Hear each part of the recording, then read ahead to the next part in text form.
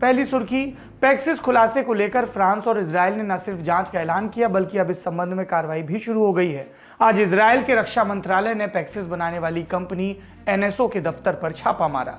NSO के प्रवक्ता ने छापे की बात कबूली। इस खुलासे में सामने आया था कि भारतीय पत्रकारों, नेताओं, सरकारी अधिकारियों, मंत्रियों, सेना और न्यायपालिका से जुड़े लोग जासूसी के संभावित शिकारों में शामिल थे। इनमें से कुछ के फोन में पैक्सिस होने के सबूत भी मिले थे, लेकिन भारत सरकार अब तक पैक्सिस मामले में जांच के लिए तैयार नहीं हुई है। कांग्रेस नेता और सांसद राहुल गांधी ने तो यहां तक कहा है कि सरकार द्वारा विपक्ष से यह कह दिया गया कि सरकार सदन में पैक्सिस पर चर्चा करना ही नहीं चाहती। चर्चा की बात चली तो दूसरी सुर्खी संसद के नाम। आज भी दोनों सदनों में हंगामा हुआ। राज्यसभा के सभापति वेंकैया नायडू ने हंगामे पर चिंता व्यक्त करते हुए आज कहा कि इस कारण सांसद सवाल नहीं पूछ पा रहे। लोकसभा में स्पीकर ओम बिरला ने भी अनुशासन में कमी की शिकायत की। उधर आईटी मामलों पर संसद की स्थायी कमेटी के अध्यक्ष शशि थरूर के खिलाफ जो अविश्वास प्रस्ताव लाया गया था भाजपा के सांसद निशिकांत दुबे के द्वारा, उन्होंने आज एक और इल्जाम लगाया कि तृणमूल सांसद महुआ मोइत्रा ने उन्हें बिहारी गुंडा कहा। इन सब हंगामों के बीच आज लोकसभा में नागरिक उड्डयन और राज्यसभा में छोटे उद्योगों और बागवानी से जुड़े कानून पास हो गए। इनके बारे में ज्यादा जानकारी देंगे हमारे साथी सुरेश। लोकसभा में नागरिक उड्डयन मंत्री ज्योतिरादित्य सिंधिया ने आज एक बिल पेश किया। इस बिल का नाम है airports economic regulatory authority of India amendment bill 2021। किस बारे में है बिल? 2008 के कानून में संशोधन का बिल है। 2008 में कानून लाकर एयरपोर्ट इकोनॉमिक रेगुलेटरी अथॉरिटी यानी AERA बनाया गया था। ये अथॉरिटी उड़ानों और एयरपोर्ट से जुड़ी फीस को रेगुलेट करने का एक अथॉरिटी थी। अब पुराने कानून में थोड़ा बदलाव किया जा रहा है। बिल से मेजर एयरपोर्ट्स की जो परिभाषा है वो बदली जाएगी। कानून में बदलाव से सरकार की कोशिश ये है कि मुनाफा कमाने वाले और घाटे में चलने वाले एयरपोर्ट्स की पेयरिंग कर दी जाए ताकि घाटे वाले एयरपोर्ट्स को भी PPP मॉडल पर इन्वेस्टर्स मिल सकें। इसके अलावा छोटे इलाकों में हवाई उड़ानों को बढ़ाने के लिहाज से भी पुराने नियम में कुछ बदलाव किए जाएंगे, ऐसा सरकार की तरफ से बताया गया इस बिल को लेकर। इसी साल मार्च में ये बिल लोकसभा में पेश किया गया था, लेकिन फिर संसद की स्थायी समिति को भेज दिया गया था। आज लोकसभा में बिना चर्चा के ये बिल पास हो गया और अभी राज्यसभा में ये बिल पास होना बाकी है। तीसरी सुर्खी के लिए हम चलेंगे गोवा। यहाँ के प्रसिद्ध बेनोलिम बीच पर 25 जुलाई की सुबह 2 बच्चियों के साथ बलात्कार हुआ। इसे लेकर गोवा का विपक्ष वहां की प्रमोद सावंत सरकार पर लगातार दबाव बना रहा है। आज इस बारे में मुख्यमंत्री का बयान आया जिसने बात को बनाने की जगह और बिगाड़ दिया। सावंत ने कहा कि अगर 14 साल के बच्चे पूरी रात बीच पर रहते हैं तो उनके माता पिता को आत्ममंथन करना चाहिए। सिर्फ इसलिए कि बच्चे सुन नहीं रहे, जिम्मेदारी सरकार या पुलिस की नहीं हो जाती। मुख्यमंत्री महोदय से हम सिर्फ इतना कहना चाहते हैं कि बच्चे नादान होते हैं, इसीलिए उनके मामले में पुलिस, सरकार और परिवार सबकी जिम्मेदारी बनती है। नादानी या जिद उनका स्वभाव है, इसके लिए उन्हें दोष देना ऐसे ही है जैसे हम पूछें कि पत्ती का रंग हरा क्यों होता है। बिला शक परिवार को अपने बच्चों का ख्याल रखना चाहिए, लेकिन राज्य में अपराध न हो ये सरकार की जिम्मेदारी है। प्रमोद सावंत को चाहिए कि संतप्त परिवारों के जख्मों पर नमक रगड़ने की जगह अपनी पुलिस को चुस्त करें और ये केस ऐसे तैयारी के साथ चलवाएं कि दोषियों को सख्त सजा हो। वैसे इस मामले को आप विस्तार से जानना चाहें तो 29 जुलाई का ऑर्डिनरी शो देख सकते हैं। इसके लिए आपको जाना होगा ऑर्डिनरी के YouTube चैनल या फेसबुक पेज पर। अगली सुर्खी केरल से जुड़ी हुई। 24 घंटों के दौरान देश में कोरोना संक्रमण के 43,509 नए मामले सामने आए और इनमें से 22,056 मामले यानी आधे से भी ज्यादा मरीज केरल से आ रहे हैं।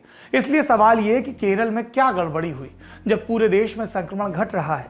यूपी, बिहार जैसे राज्य 100 से कम कोरोना केस रोज दर्ज कर रहे हैं, तो फिर केरल में क्या हुआ? क्या कोरोना प्रबंधन को लेकर केरल सरकार से कोई बड़ी चूक हुई है या फिर ये महज आंकड़ों को सही तरह से पेश करने का मामला है? मई महीने के मध्य में जब पूरे देश में कोरोना पीक पर था, तब केरल में भी पीक आया। पीक पर एक दिन में 44,000 केस आए थे और लगभग 4.5 लाख एक्टिव मरीज थे। उस वक्त केरल में टेस्ट पॉजिटिविटी रेट था 30%, यानी 100 लोगों की जांच करने पर 30 लोग कोरोना संक्रमित मिल रहे थे। मई के आखिर से केरल में भी केस कम होने शुरू हो गए, बिल्कुल वैसे ही जैसे देश के बाकी हिस्सों में। लेकिन जून के आखिर में जाकर ग्राफ नीचे जाने के बजाय सीधी रेखा में जाने लगा। करीब 11,000 केस रोजाना आ रहे थे और फिर जुलाई के चौथे हफ्ते में अचानक केस ऊपर जाना शुरू हो गए। अभी करीब 22,000 केस आ रहे हैं रोजाना औसतन। अब ये स्पाइक क्यों आया, इसे समझना थोड़ा मुश्किल हो रहा है। केरल ने अपनी आधी से ज्यादा आबादी को वैक्सीन का कम से कम एक डोज लगा दिया है। प्रभावित इलाकों में वहां पूरी तरह से लॉकडाउन वाले प्रतिबंध खत्म नहीं हुए थे। फिर केस क्यों बढ़ रहे? केरल में संक्रमण वाले डेटा को समझने के लिए आईसीएमआर के सीरो सर्वे का डेटा समझना होगा। सीरो सर्वे के मुताबिक केरल में 44% आबादी ही कोरोना के संपर्क में आई है, यानी सर्वे में सिर्फ इतनी आबादी में कोरोना के खिलाफ एंटीबॉडी मिली। ये आंकड़ा जब आप दूसरे राज्यों से तुलना करेंगे तो ज्यादा स्पष्ट होगा। मध्य प्रदेश में यह आंकड़ा है 79% का, राजस्थान में 76% का। देश के अधिकतम बड़े राज्यों में केरल से ज्यादा है यह आंकड़ा।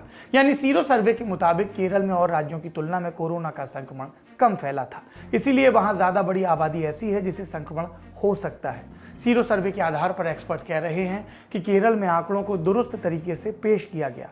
लेकिन क्या ये सिर्फ आंकड़ों का फेर है या फिर इसे दूसरी नजर से भी देखा जा सकता है? हमने पूछा एक्सपर्ट से। कि केरल की हेल्थ सिस्टम, आरोग्य की जो सुविधाएं हैं वो बाकी सब राज्यों से बहुत ही अच्छी है। उनकी आप इन्फेंट मोर्टेलिटी देखें, बच्चों का मृत्यु दर सबसे भारत में कम है। फिर भी ऐसा क्या हुआ है, और केरल शुरुआत में 2020 के अप्रैल में जब ये वेव आई, केरल में पहले केस हुए, उन्होंने बहुत अच्छी तरह से कंट्रोल किया था। अभी क्या हो रहा है कि जिससे केस केरल में इतने आ रहे हैं और बाकी सब जगह कम हो गए, तो उसका समझने में एक ये जरूरी है कि केरल में बाकी जहाँ अप्रैल मई में सेकंड वेव आई, वैसी सेकंड वेव केरल में नहीं आई, और उन्होंने वो सेकंड वेव को बहुत अच्छी तरह से कंट्रोल किया। आपको ये भी पता होता कि सेकंड वेव में सब जगह ऑक्सीजन की कमी हो रही थी, केरल में ऑक्सीजन ज्यादा थी और उन्होंने बाहर एक्सपोर्ट भी की, दूसरे प्रदेशों को भी ऑक्सीजन दी। तो जब इन्होंने सेकंड वेव को कंट्रोल किया तो वो फ्लैटन हो गई, उसको दबाया, तो उसके हिसाब से वो अभी भी केस उसके बन रहे हैं। क्योंकि जो बाकी जगह केस कम हो गए हैं, उसका एक मुख्य कारण ये हो सकता है, अभी आईसीएमआर के सीरो सर्वेलेंस में ये देखने को मिला कि भारत में 66%, 67%, 66% लोगों में एंटीबॉडी देखने को मिली सर्वे में। कोविड के सामने एंटीबॉडी है, मगर केरल में 44% में ही ये एंटीबॉडी दिखी है। सो केरल में ये डिजीज सेकंड वेव में इतना स्प्रेड नहीं हुआ है। तो केरल में काफी 60% के आसपास लोगों में अभी ये वेव सेकंड वेव में आया नहीं, दे आर ससेप्टेबल, और उसके हिसाब से अभी जो केस हो रहे हैं। दूसरा ये भी मान सकते हैं कि ये जो डेल्टा वेरिएंट है वो बहुत ही इन्फेक्शियस है। तो पहली वेव में जो वो लोग कंट्रोल कर पाए वो अभी कंट्रोल नहीं कर पा रहे हैं। इकोनॉमिक डाउन टर्न भी है, लोग काफी इकोनॉमी सफर हुई है, इसलिए गवर्नमेंट भी जितना हो सके उतना इकोनॉमी खोल रही है, लोग भी मार्केट में जा रहे हैं, कहीं कहीं भीड़ हो रही है, उसके हिसाब से भी ये केस बढ़े होंगे। बट बाकी जहाँ कम हो गए, आप गुजरात देख लो तो 30 हर रोज के 30 केस से भी कम है, और गुजरात का पॉपुलेशन केरल से डबल करीबन पॉपुलेशन है। यूपी का आप देख लो 20 करोड़ के आसपास पॉपुलेशन है और बहुत ही कम केस हैं। तो उसमें इम्यूनिटी की जो लेवल है, सीरो प्रिवेलेंस, वो करीबन 75% के आसपास पहुंच गई है। तो जो राज्यों में इम्यूनिटी की लेवल 75%, 70-75% पहुंच गई, उधर केस बहुत कम हो गए। महाराष्ट्र में 50% के आसपास 50 है, तो उधर भी केस हो रहे हैं। आसाम में भी वही देख रहे हैं कि केस हो रहे हैं और इम्यूनिटी की लेवल कम है। तो ये एक बड़ा कारण हो सकता है कि अभी तक उधर हर्ड इम्यूनिटी आई नहीं है। और वैक्सीनेशन तो आपको पता है, वो सब जगह भी वैक्सीन की कमी आ रही है, इसलिए पूरे लोगों को वैक्सीनेशन भी नहीं मिल रहा है। तो ये एक कारण हो सकता है कि केरल में ज्यादा केसेस अभी दिखाई दे रहे हैं। केरल के कुछ एरियाज जो हैं, मल्लपुरम वगैरह, वहाँ मुस्लिम डोमिनेटेड एरियाज हैं, उसमें ये भी एक कारण हो सकता है। बट नॉर्मली ये क्या होता है कि ऐसी भीड़ होने के बाद 1 वीक के बाद या 10 दिन के बाद केसेस बढ़ने लगते हैं। तो वो देखना चाहिए कि बकरी ईद होने के कितने दिन के बाद आप मुझे जो याद है वो केरल में काफी टाइम से ये 10, 12, 15 हजार के नीचे तो कहीं गया नहीं है नंबर। और कहीं भी ऐसे हैं 100 से काफी कम केस वाले काफी राज्य अभी हैं, राजस्थान है, मध्य प्रदेश है, कि जहाँ सेकंड वेव बहुत जोर से आई थी, उधर इम्यूनिटी बढ़ी हुई है और इससे केस कम हो गए। कि केरल में टेस्टिंग भी बहुत ज्यादा हो रहा है और उनका जो ट्रैकिंग ट्रेसिंग सिस्टम है वो भी बड़ा अच्छा है। 2 लाख केसेस टेस्ट के आसपास उनके टेस्ट हो रहे हैं। बाकी के राज्यों में जैसे केस घट गए हैं तो केसेस भी टेस्ट भी उन्होंने घटा दिए हैं, वो केरल में नहीं हुआ है। तो उसके हिसाब से भी आंकड़ा ज्यादा आ सकता है कि पूरा टेस्टिंग उधर हो रहा है। बट जो डिफरेंस है वो बहुत ही ज्यादा है।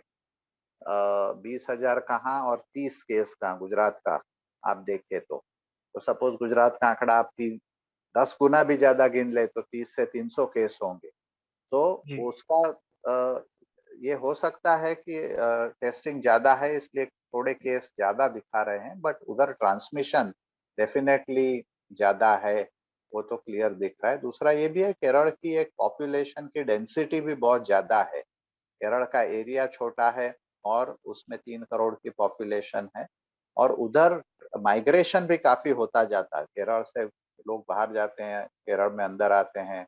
श्रीलंका के साथ उनका संबंध है, गल्फ के साथ उनका संबंध है, तो उसको एक ये भी कारण हो सकता है। हाँ, तो एक देखना चाहिए बहुत क्लोजली कि नए कोई वेरिएंट, जैसे महाराष्ट्र और केरल की आपने दूसरी वेव के पहले की बात की, महाराष्ट्र में डेफिनेटली नया वेरिएंट आया था, डेल्टा वेरिएंट उधर हुआ था और उस टाइम हमें पता नहीं चला और इसीलिए वो ज्यादा फैला। बट ये केरल में ये देखने की भी जरूरत है कि कोई नया वेरिएंट तो नहीं आ रहा। आईसीएमआर का जो इंसाकॉग नेटवर्क है वो लोग देखते ही होंगे, बट उनकी कैपेसिटी बढ़ाने की जरूरत है कि करीबन 10-15% अगर टेस्टिंग उसका सीक्वेंसिंग हो तो हमें पता चलेगा कि नए कोई वेरिएंट आ रहे हैं। अगली सुर्खी टोक्यो ओलंपिक से जुड़ी है। इसके छठवें दिन एक बार फिर से भारत की मेडल टैली आगे नहीं बढ़ सकी। कुछ खेलों में हार के साथ सफर भी खत्म हुआ, लेकिन कुछ में ये उम्मीद जगी कि भारत मेडल जीत सकता है। आइए संक्षेप में जानते हैं। सबसे पहले बात हॉकी की। बहुत बढ़िया खेले मेंस हॉकी टीम ने टोक्यो ओलंपिक में 4 में से 3 मुकाबले जीते हैं और क्वार्टर फाइनल में जगह बना ली है। आज भारतीय हॉकी टीम ने डिफेंडिंग ओलंपिक चैंपियन अर्जेंटीना को 3-1 से हराया। दूसरा खेल बैडमिंटन। भारत की बैडमिंटन स्टार पीवी सिंधु ने मेडल की तरफ एक और कदम बढ़ाया। इस ओलंपिक का पहला नॉकआउट मुकाबला जीत क्वार्टर फाइनल में प्रवेश किया।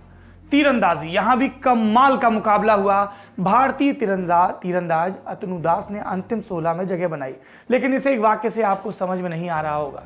अतनु दास का मुकाबला इन 2 राउंड्स में, जिसके बाद वो अंतिम 16 में पहुंचे, ऐसे लोगों से था जो ओलंपिक 2012 के ओलंपिक के गोल्ड मेडलिस्ट थे या फिर और भी बड़े तीरंदाज।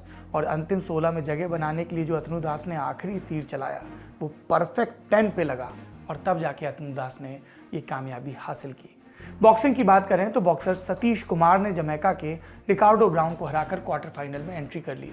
अब सतीश टोक्यो ओलंपिक में मेडल जीतने से सिर्फ एक जीत दूर है।